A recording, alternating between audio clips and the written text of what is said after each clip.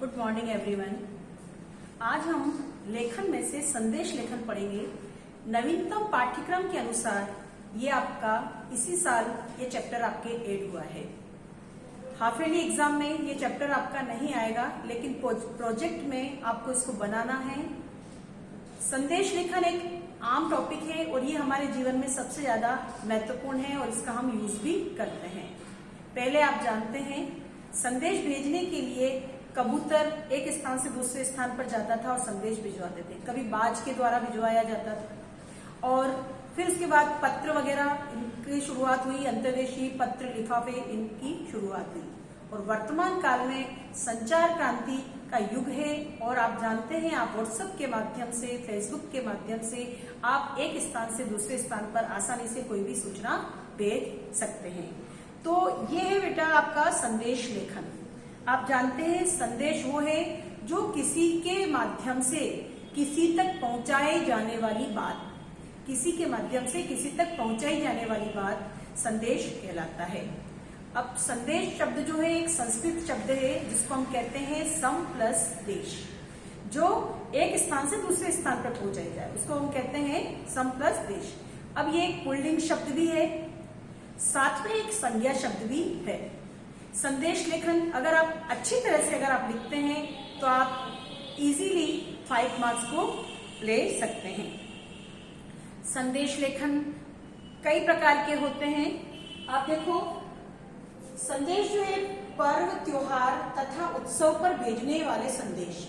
जब हम किसी के त्योहार पर कोई उत्सव जब हम मनाते हैं उस समय हम जो संदेश भेजते हैं उनको वो भी संदेश होते हैं। आप जानते हो होली की शुभकामनाएं देना, राखी, दिवाली और यहाँ तक कि ईद, क्रिसमस की जो भी हम शुभकामनाएं देते हैं संदेश के माध्यम से, वो त्योहार पर भेजने वाले संदेश होते हैं। अगला संदेश है आपका शुभकामना संदेश, जिसमें हम किसी को शुभकामना देते हैं। जैसे कोई महिला दिवस है, मातृ दिवस है, आजकल हम मनाते हैं ना, डॉटर्स डे मनाया जा रहा है, फादर्स डे मनाया जा रहा है। तो ये क्या हुआ, ये दिवस जिसमें हम शुभकामना संदेश हम भेजते रहते हैं। यहाँ तक कि हम बच्चा परीक्षा में पास हो गया है तो हम शुभकामना संदेश दे रहे हैं, किसी की शादी हो गई तो हम भेज रहे हैं, किसी की नौकरी लग गई है, किसी का बच्चा हुआ है तो हम इस प्रकार से शुभकामना संदेश भेजते हैं। फिर है आपका सामाजिक संदेश। सामाजिक संदेश वो है जो कि समाज के दायरे में आते हैं। समाज में होने वाली घटनाओं के संदर्भ में हम जब किसी को संदेश देते हैं वो सामाजिक संदेश कहलाते हैं। जैसे आप जानते हो साक्षरता के ऊपर कोई संदेश देना, स्वच्छता अभियान पर कोई संदेश देना, या बेटी बचाओ बेटी पढ़ाओ इसके ऊपर कोई संदेश देना सामाजिक संदेश के अंतर्गत आते हैं। अगले संदेश है आपके व्यक्तिगत संदेश। व्यक्तिगत संदेश जो पर्टिकुलर किसी व्यक्ति के द्वारा जो दिए जाते हैं, जैसे मम्मी आज मैं स्कूल से लेट आऊंगा, तो मैं लेट आऊंगा, ये संदेश आपने अपनी माँ को दिया है। या आप विद्यालय में संदेश देते हैं कि आज मैं स्कूल में अनुपस्थित रहूंगा, तो ये आपने संदेश दिया। या फिर कुछ चीज खो गई है उसके लिए आप संदेश दे रहे हैं कि मेरा ये पर्स खो गया है या मेरा मोबाइल खो गया है। खोया और पाया का संदेश ये व्यक्तिगत संदेश कहलाते हैं। उसके अलावा भी कोई मिश्रित संदेश है जिसमें कोरोना से संबंधित कोई संदेश दिया जाता है, कोई देशभक्ति से संबंधित हो या फिर कोई प्राकृतिक आपदा से संबंधित संदेश जो है ये आपके मिश्रित संदेश कहलाते हैं। अब आप देखो संदेश लेखन के लिए निम्न आवश्यक बिंदुओं को आपको ध्यान में रखना होगा। हमें संदेश लेखन बनाते वक्त हमें एक बॉक्स का इस्तेमाल करना होगा, हमें एक बॉक्स बनाना होगा। बिना बॉक्स के अगर आप संदेश लिखते हैं तो वो गलत है, उसके मार्क्स आपको नहीं मिलेंगे। अब आप देखो ये बॉक्स बनाया है आपने और इस बॉक्स के अंदर ही आपको, अभी मैं ऐसे बना रही हूं लेकिन आप अच्छी तरह से सुंदर ब्लैक बोर्ड पर अच्छी तरह से मतलब स्केल के माध्यम से कॉपी पर बहुत सुंदर लाइनिंग खींचेंगे। तो सबसे पहले हमें क्या करना है, सीमा रेखा मतलब एक बॉक्स बनाना होगा। बॉक्स बनाने के बाद हमें उसके अंदर क्या करना होगा, दिनांक लिखनी होगी। सबसे ऊपर यहाँ पर हमें संदेश लिखना होगा। उसके बाद हमें यहाँ पर समय, आप कब संदेश लिख रहे हो उस समय का ध्यान रखना है।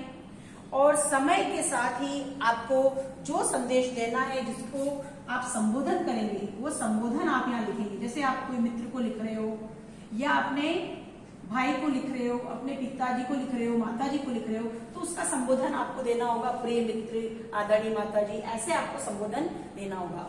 और उसके बाद आप यहाँ पर बीच में यहाँ पर आप संदेश लिखेंगे। उसके बाद जो संदेश लिखने वाला है उसका नाम अंत में लिखा जाएगा।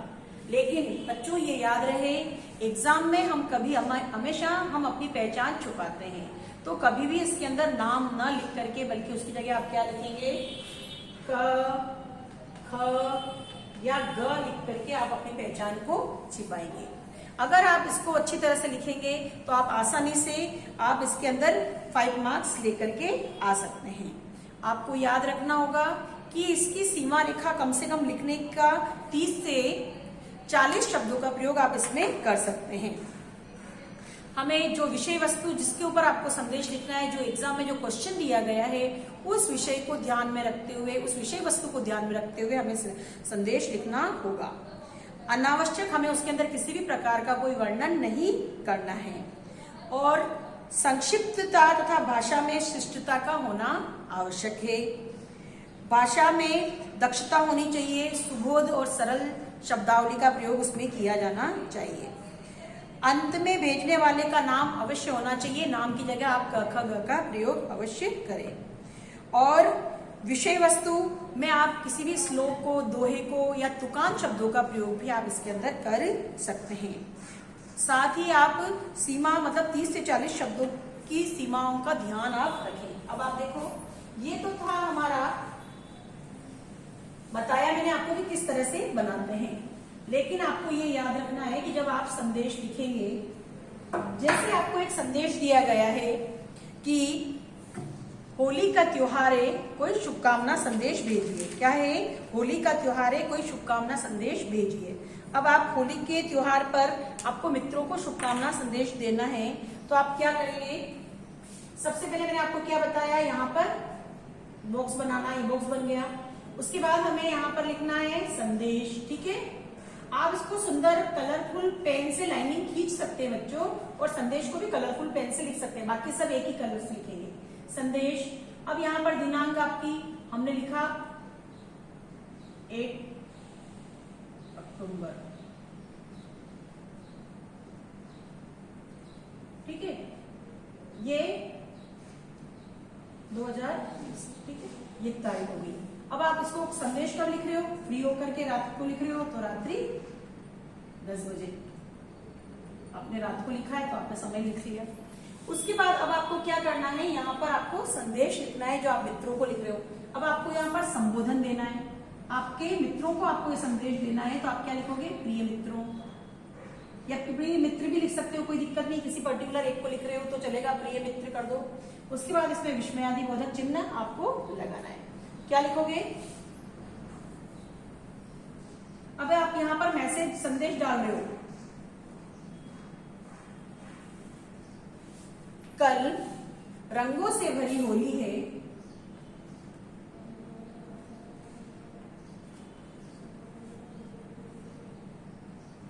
कल रंगों से भरी होली है, ये रंग आपके जीवन में, ये रंग आपके जीवन में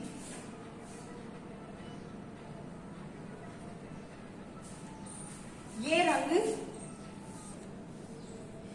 रंग आपके जीवन में खुशियां लाए, ये रंग आपके जीवन में खुशियां लाए, आपके जीवन में, आपके जीवन में सुख समृद्धि का आगमन हो, आपके जीवन में सुख समृद्धि का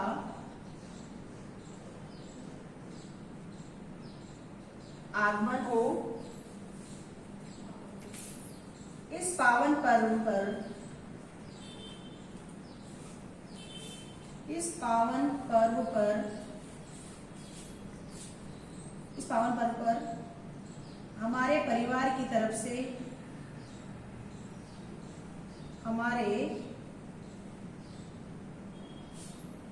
हमारे परिवार की तरफ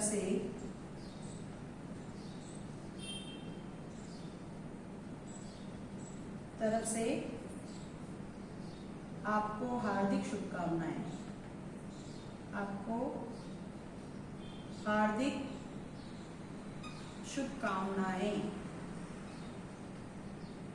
अब बच्चों ये क्या हुआ है, ये आपका संदेश हुआ है, ये आपका क्या है, संदेश है।